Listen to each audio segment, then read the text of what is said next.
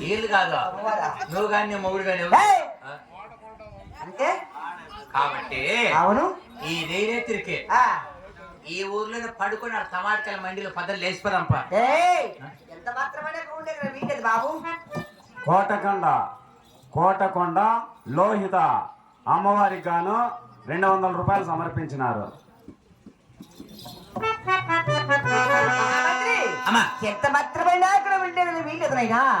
నా ప్రాణేశ్వరతికి వెళ్ళాలి కదా, అలాగే వెళుదామా? మహామంత్రి కొన్ని వడ్డంలో జరిగినా కానీ నా పాండవ సమయం నాకు సాక్షి. ఏడుకో అలాగే వెళుతుంది బాబు. స్వామి పాండురంగ దేవా